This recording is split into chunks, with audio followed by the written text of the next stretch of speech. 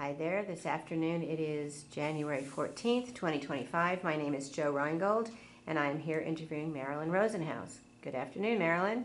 Hello. Thanks for being here. So tell us a little bit about your background, whatever you know about your grandparents and your parents, where they lived, what they did for a living, what kind of things they were involved in, etc. Okay, well, it's obvious that my Dallas grandparents were the most, the ones I know the most. And my grandfather was Abe Byers, and his grandfather was Frank Byers. And Frank Byers married Fanny Byers and developed a dynasty. And Fanny Byers had a whole bunch of sisters and brothers. So there's a lot of relatives I have here in Dallas, Texas. I thought they were all related to Frank, but turns out they're mostly from Fanny's side. I'm related to Jeanette Pincus, and I have a whole collection around anything that's her family history is my family history in terms of the Byers family.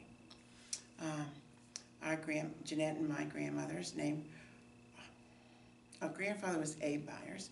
His wife's name, okay, we called her Honey. That's a good nickname. Eva and Honey. And she was actually from New York, and I think she was probably an immigrant from Poland, but I wouldn't swear to that. She didn't really speak English, she didn't learn English. But I've learned more recently that she was a fortune teller. She used to play cards, to give people readings from the not tarot cards, just from cards. So I learned that interesting thing about her. But she didn't really ever speak English with us. And she cooked, she was old-fashioned cooking in the kitchen, and my grandfather would go buy the stuff and she'd make meals. And on my mother's side, my mother's mother was born, I think, in Louisville, Kentucky.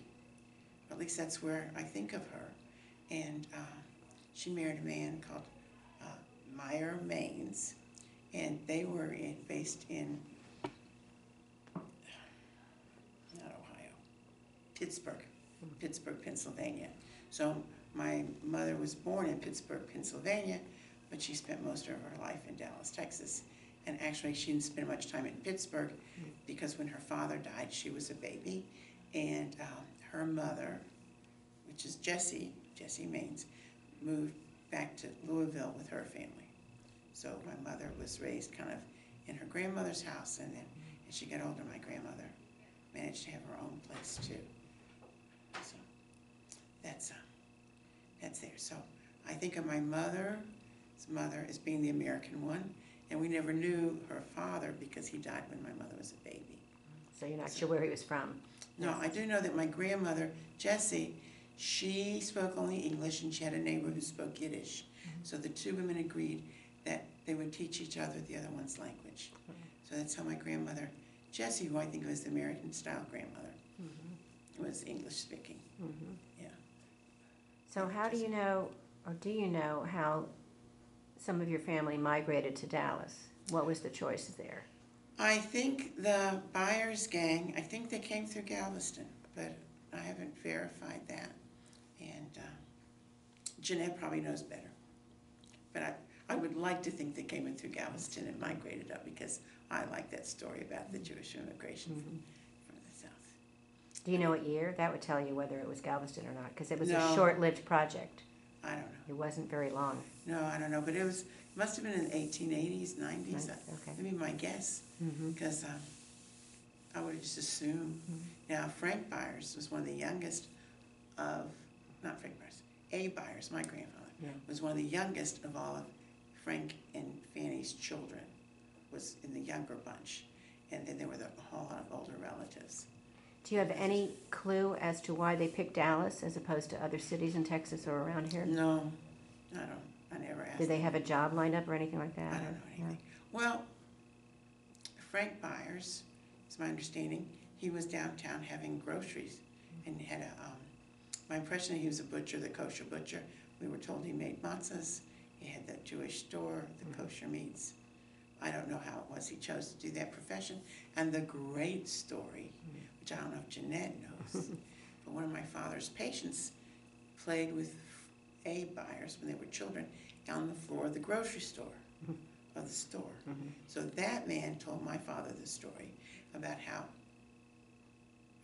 Frank, the older guy, the great-grandfather, my great-grandfather, Frank and his brother, so there's more people, and his brother when they opened up the Oklahoma Territory and they had that land rush race, okay, they went up with groceries and a wagon full of stuff, and they sold stuff to the pioneers that were coming through.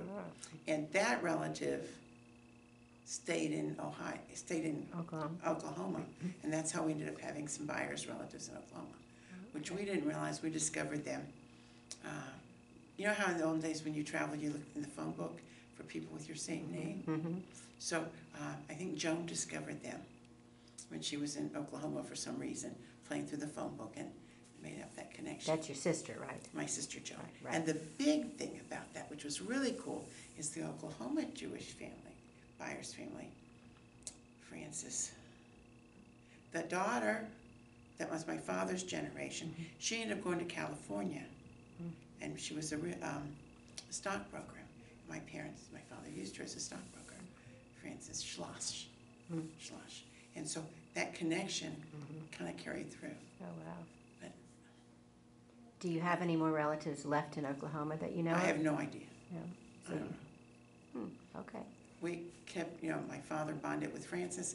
We met her several times when we would be out in California for something, because she's my father's generation. Right. Yeah, and we met her, and then I think when she passed, then her son took over the real estate, not the real estate, the investment business, stockbroker business, stock business. So you still have some people in California, I guess. as far as you know, yeah. Yeah, but we didn't keep track of them.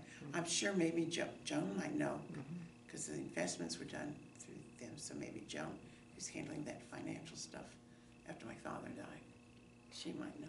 So what kind of things were your parents involved in when they moved here? Do you know? Well, when they moved here, my father was in medical school. He had graduated medical school, and here's how the story goes. My father grew up here in Dallas with his sister Frances, also called Shirley, who's Jeanette's mother. Right. Okay, so Abe and Eva had a house, different one place, and then they ended up on Ross Avenue, which is the house I remember. But the photographs of the first house and the Ross Avenue look a lot alike. That neighborhood, I guess a lot of the houses looked alike. So anyway, he grew up here, and he went to medical school. He went to SMU for college, and then he went to Galveston for medical school, and that's kind of in the time period where he met my mother. Okay, my mother was a nurse up in Kentucky, and she had some relative down here, okay, on her mother's family, that the man was ill and needed some nursing care. And my mother was a nurse, and she did what they call private duty nursing. Right. So she came down to be his nurse. And that man's daughter was named Dorothy, and Dorothy and Shirley, Jeanette's mother, were very good friends. Yeah, she became Dorothy Tarnower. I guess her name would have been Dorothy Ash Tarnower. I haven't thought these names in a long time. Okay, so anyway, between Dorothy and Shirley, they decided to fix the visiting nurse who was here for the job with my father. He wasn't the father, with Jerome. And the story goes, of course, he's a doctor, or medical student doctor, and she was the nurse, and they got him talking on the phone, and they talked for a long time. And when she came out of the phone call, the relatives on her side, Dorothy's side, was real upset that my mother didn't come out and say if she had a date or not. But apparently they had talked so much and they bonded over the phone, Jerome and Hazel. So when they came out they talked medical stuff. Right. So the fact that she didn't come out right away and say she had a date or not, she didn't realize people were waiting to find out. Anyway, they had their dates, and eventually Hazel went back to Kentucky. But they communicated with each other. He did whatever his medical school was, what he was doing. Well, actually, he must have been visiting, because he went to medical school down in Galveston. But he was up here when he met her. They must have been up here when he met her. Maybe it was during a break or something. I don't know, sometime, I don't know. But meanwhile, my mother sent him a cake, that she had made a fruit cake or something, and it marinated. And so when they opened, this is the story. When the cake, everybody got drunk on it. That's the story. Of course, I don't know if that was before he married my mother, after he married, but they had communication. Now, so they got married. They got married in Dallas, Temple Emmanuel, I think it was. Rabbi Olin. Levi That's Olin Temple married Manuel. them. Mm-hmm. It wasn't a big wedding. It was just like in the rabbi study type. She had a very pretty dress. And she became pregnant, and when she was due to have the baby, they were living down in Galveston, I guess. When it was time to have the baby, i.e. me, my father said, come up, stay in Dallas with my parents, i.e. his parents. Mm-hmm. So that when she had the baby, she'd have family with her. Right. Okay. So she ended up having the baby. My dad wasn't there because he was down in medical school. And then later on, he moved a lot. We moved a lot of times in my childhood. We were in the Galveston apartment, which was really kind of bad news. I mean, it was before air conditioning, and there, like the crib. My mother had this great crib. She saved it and kept sharing it around with people, and always insisting going back. It was this wooden crib, and it had a lid on it, and that way, creatures couldn't get in the crib against the baby. And in those days, because of the nature of living down that way, no air conditioning, and how it was, they would keep put little bowls underneath the legs of the crib with some kind of deterrent, so animals wouldn't climb up that either, like poison or something. I'm not sure, but so it was pretty I don't know if the word rustic is right, because Galveston was supposed to be a city, but it was. So they from Galveston, he got a job in Louisiana. He went to medical school there. He was medical. He did his ophthalmology residency in New Orleans. And in between times, he was up in Carville, Louisiana, working at the leper home. He gave a big lecture here one time. It's probably in your files somewhere, because he came and spoke to the historical society with slides and everything, telling his story. And so he was with the government, so he counted his military service as a veteran, but he never thought of himself as a veteran. Oh, also, he did serve in the Navy before he met my mother, before medical school, doing radio repair, I think. But he didn't ever go overseas, so he himself didn't bond as a veteran, because he felt like he never really fought. Well, it counts, though. I understand. On the one hand, yeah. But right. Personally, he didn't feel like he fought. Yeah, he didn't have combat duty. Yeah, he didn't have any combat. Even go overseas and do paperwork there. Right. So, okay. So, but anyway, his stories went, so they went from Galveston, then they went from Galveston to Louisiana to this Carville, Louisiana, which is where my sister and brother were born in their turn. He must have gone back and forth from there.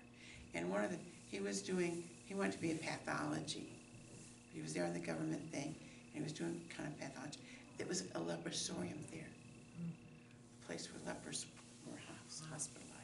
But it was all by then determined it was safe, because I was a little girl toddling around. My mother was pregnant there 2 times in that area, that zone, and there wasn't an issue of fear for us. So whatever it was, the science was already improved by then. So, but the doctor he met, the ophthalmologist, would come up from New Orleans to work with the patients, and that's where my father got involved in ophthalmology. Oh, okay. Because that doctor took my father on and got him grants or whatever. Of course, in those days, interns and residents in medical schools, they got paid minimal. Very little, yeah. And they had jobs, and their wives had to work. But my mother was a nurse, and nurses in those days weren't supposed to be married. Because if they were married, then they had, quote unquote, an income from their husband. Unmarried women needed to have the jobs, needed that income. It was kind of a balancing act of how things were seen. Teachers weren't supposed to get married either. Right. Because they were taking jobs away. Married teachers were taking jobs away from single women who needed jobs. Well, not everyone could find a husband. So, okay, I guess that's the philosophy. So, anyway, so he worked jobs, she worked jobs as a nurse. I was a baby, and then I had my brother and sister, and they went from Galveston there, then they came back to Dallas because the family was here. Yes, my grandparents were here. Right. So then he developed his practice here. My mother tried to work as a nurse in the office, but she wasn't very good administratively that way. It just wasn't hers. She was good as a parent, caretaking, and organizing us, and she got involved and Hadassah and Pioneer Women and all the women's groups through the years. And she did a lot of volunteer work. Yeah. And she believed in hands-on volunteer work, like Vogel Alcove. Like she went downstairs to the Ostrom Street shelter when I was growing up. She was down there cutting hair. She had a deal. She bought some barber tools to cut hair there. But the deal was, this is, my mother, I admire her a lot. And if you're going to ask the question, who's the person that's your role model, she's the one. I was just going to say that fits right in there. Because she was very hands-on. I did volunteer work like with Ort. We would play cards or do something with chip money, and I did American Cancer Society. I did volunteer work. I went door to door collecting money when you could do that in those days, and sending out flyers. But that's not getting your hands dirty. My mother didn't think much of my volunteer work because hers was kind of country. She told these people whose hair she was cutting, they wanted to have different kinds of hairstyle things, and she said, "I'm cutting your hair so you look clean cut, groomed to go get a job. I'm not a barber, and I'm not doing other kinds of cuts. I'm just making you look good." So she was down at Austin Street Shelter a lot, through the years. She was probably on their wall. And she was very involved in Vocal Alcove when it got started. Right. And, but over time, as grown-ups, my brother developed some mental illness. Brain illness, if you want to know my opinion. I don't like the phrase mental illness. It was brain. He was very sick. And she and my father got very involved in developing Plan, which is an organization. Plan they did for helping mentally ill people, and she worked with housing, trying to help with housing and getting people off the homeless people that were mentally ill ended up being homeless. So she was trying to find shelter specifically for the mentally ill people. There's only so much housing you can find, so she kind of concentrated on that. And then all kinds of things that are related to mental illness that's here in Dallas. And Dallas Jewish Family Service took over Plan and some of the other stuff she was involved. But she used to she traveled with there's a word for it. The word lay person is not the right word. But as a public citizen, she traveled with the professionals to visit different mental hospitals around the state of Texas. Oh, wow. And did whatever evaluations they did. There's a better word than lay person, but anyway. Like a representative or a spokesperson? Yeah, but she was interested as a member of society. But she didn't have training in mental illness and social psychology. Now here's one of the things she's a role model. Because she went to nursing school. In those days, you didn't get a bachelor's degree. You did your high school and then you went to nursing school. So over time, while we were growing up, she decided to get a bachelor's degree. So she worked all out, and she was going up to Texas Women's University and had carpool with some Jewish ladies that they made friends, and carpool, so a lot of her friends with that. And I didn't finish college either. I did 2 years of college. And then I went into my profession, which is working with eye muscle problems. And it was a training program, and I guess you call it a certificate kind of thing, but it wasn't quite a bachelor's degree. So I had to write papers, and I took oral boards. It's a thing. Okay. So meanwhile, over time, I decided that when my son was going to start in college, I was going to finish college before him. Before that, though, I was working. And my first job was in Florida, in this orthoptics. It's paramedic in ophthalmology, but specific to eye muscle problems and double vision. And I got a job in Florida, in Miami, at a place called Bascom Palmer, University of Miami Medical School. And when I was part of the job, provided continuing education, a perk. That's it, perk of the job. Right. So you could go 1 or 2 subjects a semester, like night school. And they would pay for it. They paid for it. Yeah, that's great. It was included. Yeah. So meanwhile, I met Minty, and we got married. And he and his friends were all accounting or CPA student type things at the time. And so now, at that time, that was his whole network of friends, was the accounting school. Then over time, he developed friendships of all walks of life, all kinds of occupations. But at the time. So when we would go out together, they were talking their alphabet soup, which every profession has its vocabulary. And I would be sitting there bored at dinner. I knew what the word audit and IRS, CPA, and the words debit and credit. And of course, when you think of credit, you think of credit card. And that was about my whole book. I guess the bottom line. Was he from Miami? He's from Miami. Oh, okay. So, How did you guys meet originally? oh, that's another story. Yeah. So meanwhile, I'll come back to that. Okay. So in terms of my life, I went back to college at night to study bookkeeping and accounting. I took accounting courses. I was going to get a business degree. Well, I wasn't going to get the degree. I was just taking the courses. I wanted to understand what they were talking about. And I was good at math, Yeah. so it wasn't a hard thing to do. I mean, I already had the biology and anatomy type stuff, science stuff. I wanted to do so. I took the courses at night, and then we moved back to Dallas. We moved to Dallas to raise our kids, to grow up there, to come back to Dallas, have kids. Well, Minty got a job. That's another story. We came back to Dallas, and over time, I wanted to graduate. So then I went to UTD. Now, I graduated in the year 2000. So, been 25 years ago. I finished college. So, year 2000. So before that, 2 or 3 years, I was going to UTD at night school. My kids were teenagers growing up. David had gone to college, and so they filled in the format, and you have all this slots. There's a template, I guess, of what courses you have to take or what to do, and we filled it out. And my past college experiences are all filled in the blanks. And I ended up with a degree in interdisciplinary studies, which is a euphemism for general studies. All right. Okay, but so it's not, so instead of having a major, I had social sciences issues and accounting issues and something else issues, instead of having a major and a minor. Okay. They just fill in the blanks. Fascinating. I loved going back to college as a grown up. I'm going to tell you, that's another story. How Minty and I met? Well, that is, the story goes, this is a long story, a middle story, and a long story.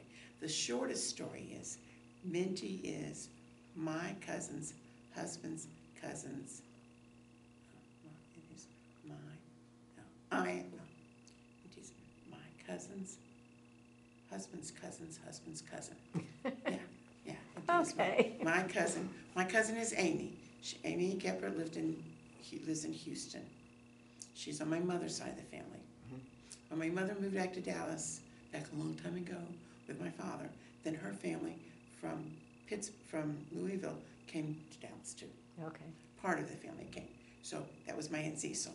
And she ended up being in Houston. And her 2 kids, one of them is Amy. So Amy is my older cousin, my ideal teenage cousin who's so glamorous. She still is very glamorous. Right. So Amy, she was married to a man named David. Okay, David had a cousin named Marion. Marion married Marty, and Marty is Minty's cousin. Okay. So, long story short, we were fixed up. Now, we had met in Florida. Marion and Marty were newlyweds living in Miami at the same time I got my job there. Okay. So, Marion didn't like her Florida family. She married her step-cousin, kind of. Marion and Marty were not like they knew each other all their life because of the relatives on that side. There was a half family or married into family or something. They weren't biological cousins, but they were cousins. So, Marion was from Texas, just like me. So when I moved to Florida to work, she was real excited. Now I didn't call them up at first because you don't want to call the newlyweds. I'm a single girl. I didn't bother them. But eventually we called each other and we connected. And she decided to fix me up with 3 guys. She had a list. Minty being one of them, being her husband's cousin, and a couple other guys. So anyway, I don't know that I ever met the other guys. Okay, so meanwhile, I went to singles things just like the JCC has the singles programming. I went to the singles programming at the JCC or whatever it's called in Miami, and I went to some of that programming, and Minty was part of that group of people, but we didn't pay much attention to each other, I don't think. Okay, there's stories, but that's too long for this. Anyway, so Marion's mother-in-law, which is Minty's aunt, invited us all to her house for Passover, for Seder's. And they sat me next to Minty. We're not matchmaking, but we are. Mm-hmm. Okay. They sat us next to each other. And see, I was raised in a Reformed family in Dallas, Texas. And everybody else thinks they're snobby, that they are more religious than the Texas Jews. So here we are having a full Seder, all kinds of food and all kind of cultural stuff. But the Seder, and I was expecting more. The Seder turned out to be one of those 2-minute short version. Short version, and they asked me to lead the Seder, and he did the short version. 4 questions for the 4 sons, 4 sons, 4 questions, parsley, matzah, matzahs and the shank bone, very short version. So I was kind of upset. Somehow I managed to be in another room with Minty, and I told him. So we actually were feisty with him before our first date. Okay, complete. All right. Well, what I didn't understand is they weren't in the mood for Seder. The grandmother was very ill. She was in the hospital. If they'd had their way, they would have canceled Seder. But it's the sort of thing that, and you can understand, that if they canceled Seder and the grandmother in the hospital knew that, the food was already prepared, knew that would make her more sick. Okay? So you can't cancel Seder. You can't cancel the Seder. So that's why the Seder was kind of brief and short. Eat the food, we're not staying for prayers, we don't care about prayers. We just want to eat the food so grandma's satisfied. The sick grandmother knows that we had the Seder. She wasn't there, she was in the hospital. Okay, so that turns out why we had that, because I didn't know that. And also I helped pick up the dishes and everything. And these other cousin women were not doing it. Because that aunt had hired a maid or something. So there was little stupid stuff like that. So our first date was, he called me up the day before. Our first date was April 16, 74. April 16, he called me up on April 15. And by then the grandmother, this is a few weeks after Passover, grandmother was now home from the hospital. So he calls me up, he's at the grandmother's house. See, the grandma and her husband, who had passed away by that time, I didn't meet him, and the Aunt Babe, which is her daughter, and then her children, which is our generation, 3 generations were living in the same house. And Minty had spent a lot of time there as a teenager, living there too, because his father had died when he was young. And so his mother had been married to somebody, and he didn't want to live with that man, so he stayed with the cousins. Whatever. Okay, he's going to tell his story.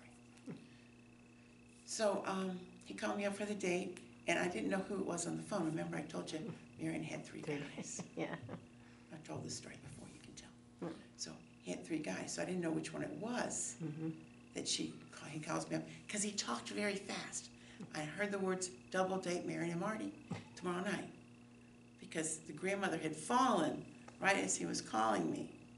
So he didn't want to hang up, he wanted to finish. So that's how I didn't know who my date was. That's my first date. I had a terrible, big, ugly fever blister. It was a bad date, memorable, but I was a lousy date. I fell asleep on the date. I had this ugly fever blister. He still asked me out again. And actually, we didn't have any, I don't know about him, but I don't think he had any other dates. After that. I was booked, I had a couple of dates scheduled, but I didn't really have any more dates either. I had one in Ohio.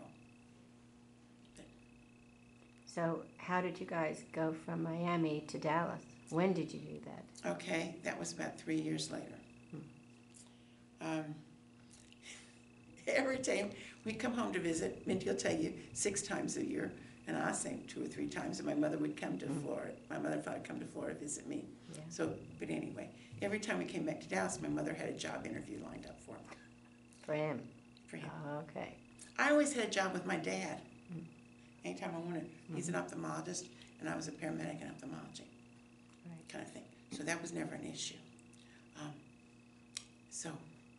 She always had job interviews lined up for her. Now, if you told her that she was a Jewish mother, she would deny that, because she thinks of herself as all-American type culturally, not the stereotypic Jewish mother. But that was very Jewish mother.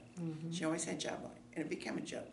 She always had a job interview, either their accountant or someone else's accountant, or some dinner party and someone else's accountant, whatever. Yeah. And he went along with it. Now, his family was not happy that he married me. Not me. It wasn't me. I don't think they had a problem with me, but I was young and I took it personal. They were unhappy with the fact that if he married the girl from Texas, there's a good chance he would move to Texas. And then he wouldn't be near them, and he was one of their dolls, their favorite people.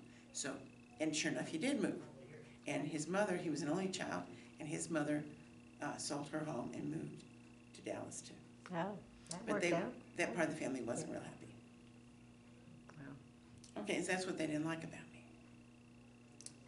Where you were from. Yeah, and I didn't really have the sense of Yeah. humor either, the way their sense of humor is. I was more serious. Actually, they were serious too, but I just didn't get it. So, so we moved about 3 years later, and then a year or so later, we got pregnant. Where did you first live when you moved back here? For about 3 months, we lived in my parents' house till we found a place. We bought a house up in Plano on a street called Boulder, which now is closer.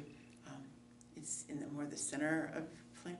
It's off of Parker and Independence, in that zone there, which at the time was off Fox and Jacobs, all Bruno Hems, not much out there. When the Tom Thumb opened up, they had a pianist and all kinds of parties and, big hoo-ha out there. But in the high schools, there was only one high school of this. It was not developed yet. Right. So we lived, but that's where all the young Jewish people were. They were going that way, yeah. There was a Jewish couples family program or something. I'm sure this where we joined had couples programming. So we went to some of that and we made friends. And then from there, we lived in that house. Then we moved over to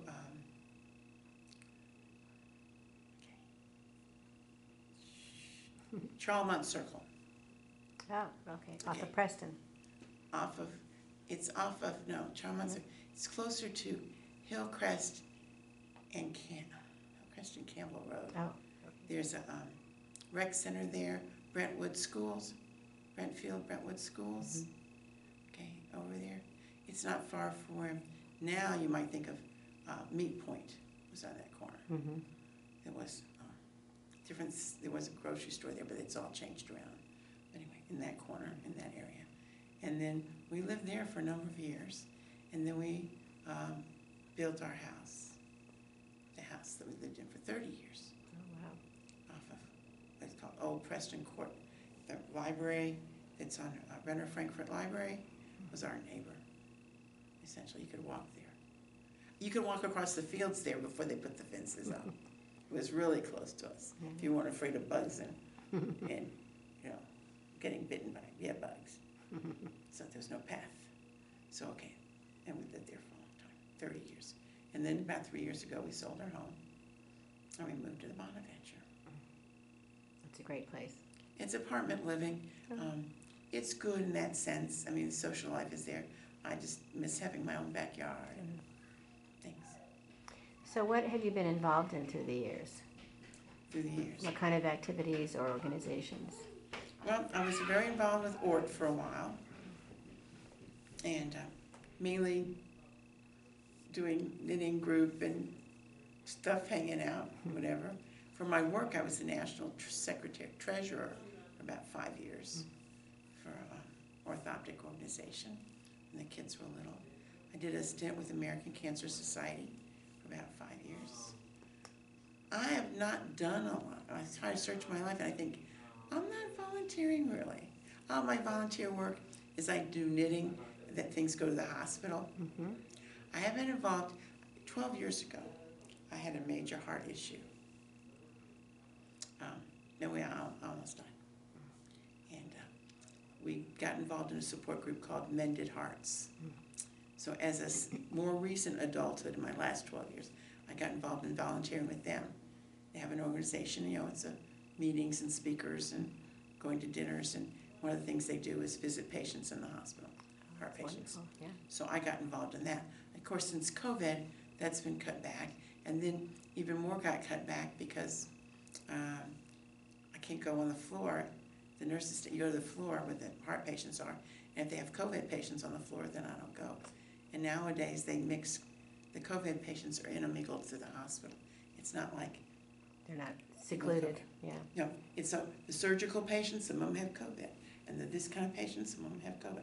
So they're integrated throughout the hospital. So it makes it a little harder to go visit because I'm susceptible. Right. And I'm a volunteer. So, okay. So, and then there's so many things else going on. So, and then I'm actually chairman of the volunteer committee to visit patients, but we're down to only 3 couples of visiting people, 3 set teams, I guess, because when I first started as chairman, there were like 12 couples, and scheduling was the big issue. Oh. Yeah, because some people go twice a month, and some would go once a month, and someone wanted only the 3rd Friday, and someone wanted only the da-da. So, but then one couple moved there, moved to Florida, one moved to California, another one got ill and they couldn't work anymore. So all of a sudden it's now down to three teams. So that makes it a little bit hard to go visit patients. We don't get that many patients. And I haven't trained anybody really. So it's kind of, and then Mondays was my day, but then Minty gets doctor appointments. So my most recent life in the last 5 years has been juggling medical issues with Minty. Right. And that's tough. It is what it is. Yeah. Yeah. If I had to ask you, if I am asking you, if there was somebody, I know you said your parents and your mom would be your mentor. What else, what would you Not say? mentor. Well, no. Admire, someone I admire. Admire, okay. I mean, I look back to Yeah. things she'd say, and I think, what would she say? So, yeah. I meant someone you admire.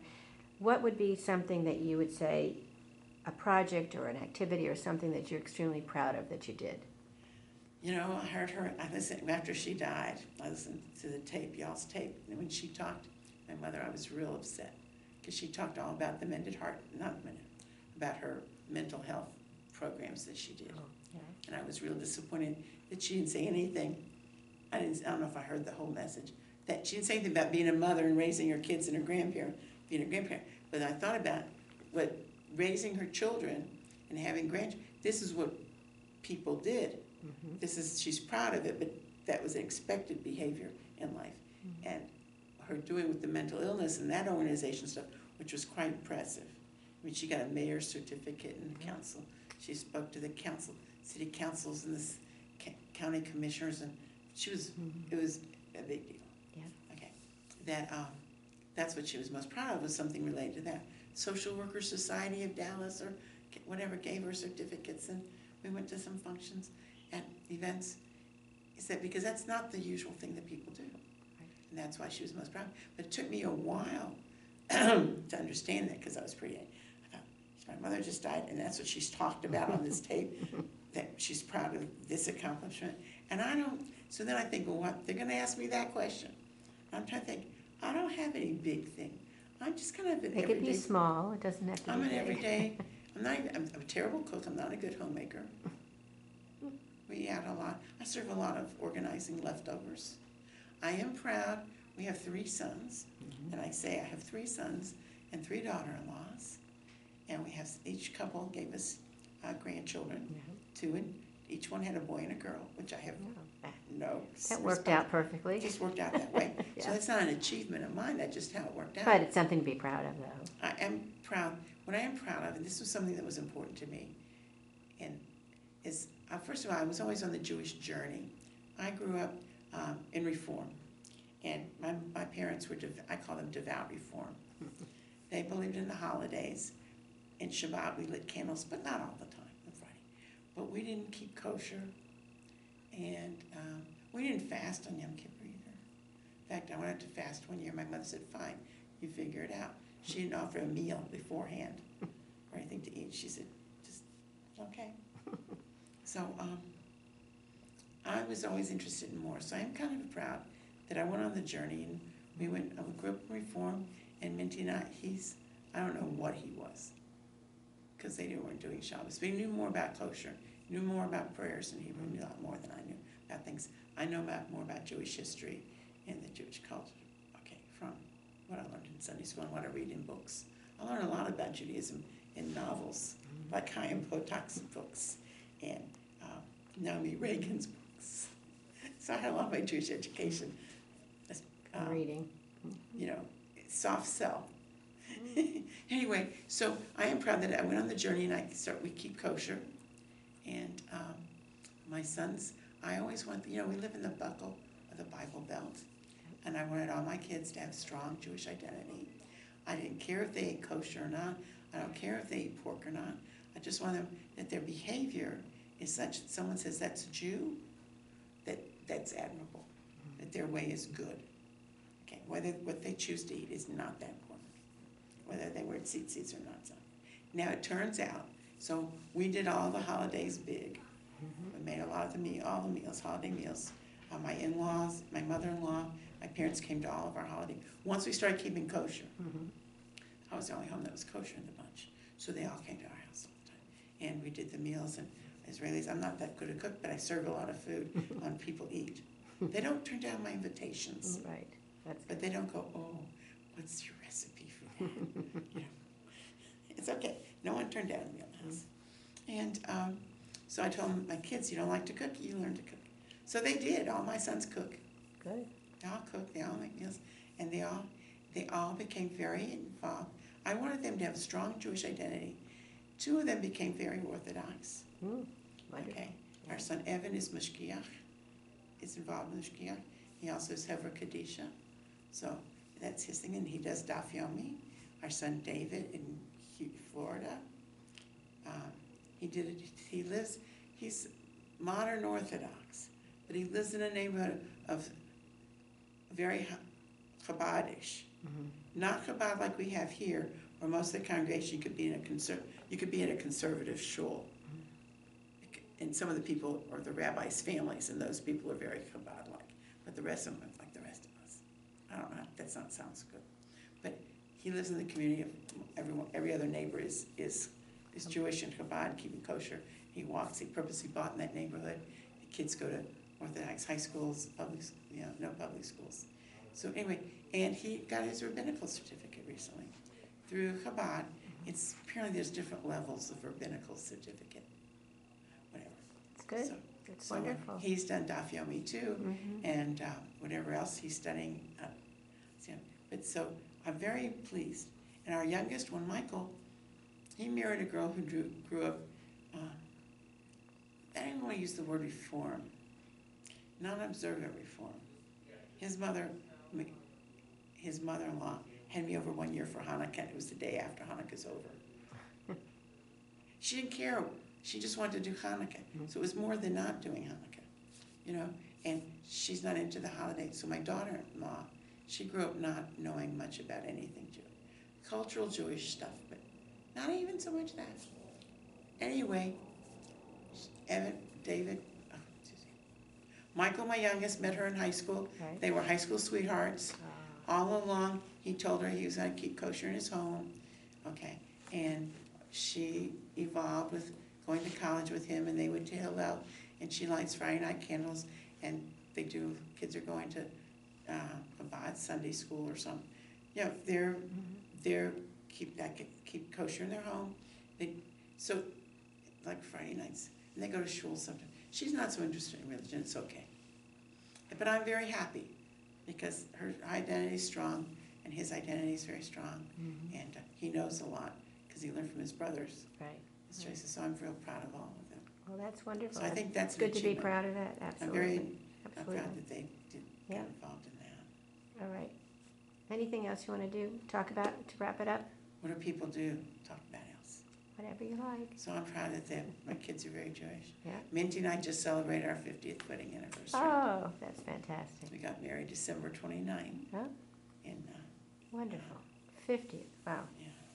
That's something to be proud of, right there. Yeah. Well, Very much so. people ask for advice about being married. How will you do so long? And I tell anybody, young couples, old couples, when you first think about getting married to somebody, you have to think, what's our life like going to be in a year from now? And then you think, how are we going to be in 5 years from now? And then you think, okay, 15, 20 years from now. And it's hard to imagine yourself that, but you have your career plan, you have kind of this. So I say, if you can see them in that mindset, it's going to be different, the same. I said, that's a good choice. I said, I don't believe in compromise. If you like, any decision, when you're making decisions, shopping for stuff, first of all, most guys don't care about the furniture, the decor, the silverware, the china plates. They don't really care. Now, my husband cares. His family was in furniture. He grew up his aunt was an interior decorator, and he helped with the picking out, moving furniture. So he has an eye for this. He has better fashion sense than me, too. So, okay. So he has a lot of artistic skills that way. So it is a little different, but I say don't compromise. So if you want, I tell young people, if you like the white sofa and he likes the black sofa, here's the deal. You don't compromise. You don't buy black and white checkered, and you don't buy gray. Okay? You have to keep looking till you find something you both like.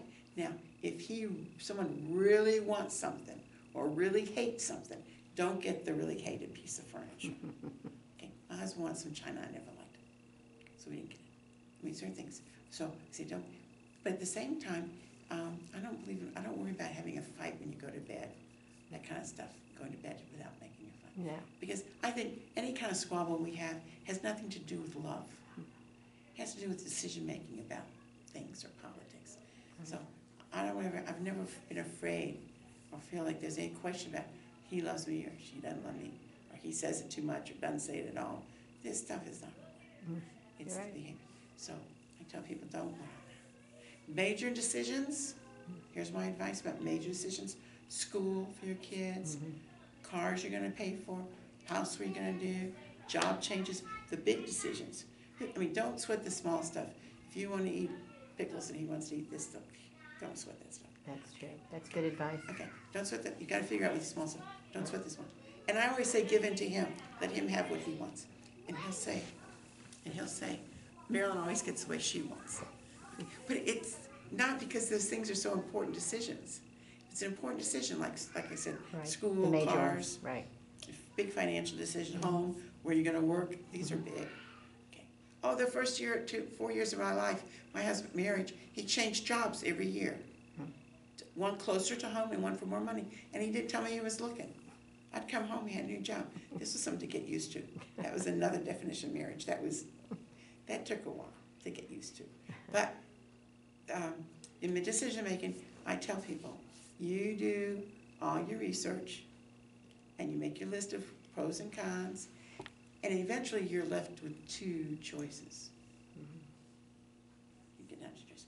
And someone gave me this advice, and this was wonderful. The truth is, either choice is good for you. Neither one would be harmful.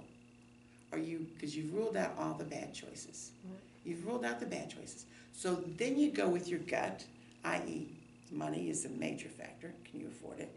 And some people say, well, you throw up a coin in the air and go heads or tails. I'm thinking, that is so shallow. Okay, to throw a coin, that makes your decision. Here's the trick. When that coin's thrown up, you're thinking, hope it lands on that one. That's what is your choice. That's what your gut is. Do you know what I'm saying? Yeah. Yeah. So I go by that concept, that don't sweat.